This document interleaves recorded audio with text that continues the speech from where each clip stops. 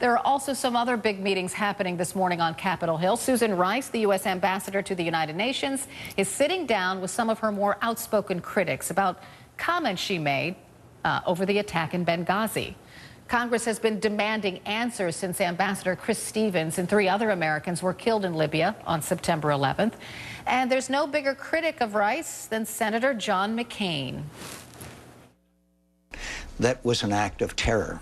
And for anyone to disagree with that fundamental fact, I think, is really ignoring the facts. And she continued to tell the world through all the talk shows that that it was a, quote, spontaneous demonstration sparked by a video. That's not competence in my view. Susan Rice is meeting right now with Senator John McCain of Arizona, and then she's going to sit down with Senator Lindsey Graham of South Carolina and Senator Kelly Ayotte of New Hampshire. Senior congressional correspondent Dana Bash is on Capitol Hill. Dana, tell us more. Well, that meeting, we believe, is underway right now. I say we believe because we have seen those 3 senators go into the area where the meeting is going to take place. And it's interesting that this is happening in a classified room in the Capitol. We didn't see Susan Rice go in, but we believe that she was taken in a hidden way, much like David Petraeus was a couple of weeks ago.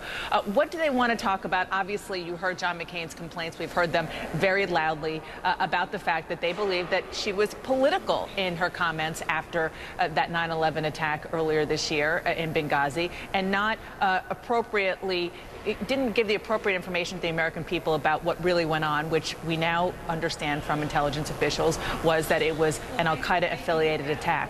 But since those comments, John McCain has softened his rhetoric. Listen to what he told CNN exclusively this morning. Do you trust her to be Secretary of State? This issue needs to be resolved, clearly. It needs to be resolved before.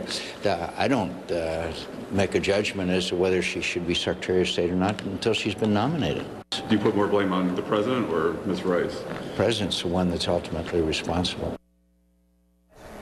Now, obviously, Susan Rice has not been nominated to be Secretary of State, but the fact that she requested this meeting, wanted to come up and try to clear the air and explain herself to these 3 senators, these 3 intense critics, certainly is telling. Now, what is the crux of this issue, Carol? We understand that what the Republican senators are most annoyed about is not just that she didn't talk about al-Qaeda, which we now know from intelligence officials it's because she couldn't, it was classified, but that she went on to say that the Obama administration has decimated al-Qaeda. So what they're going to ask her in this meeting is whether she knew in a classified way that al-Qaeda or an al-Qaeda affiliate was behind this. And if so, that's their accusation that she was misleading the public.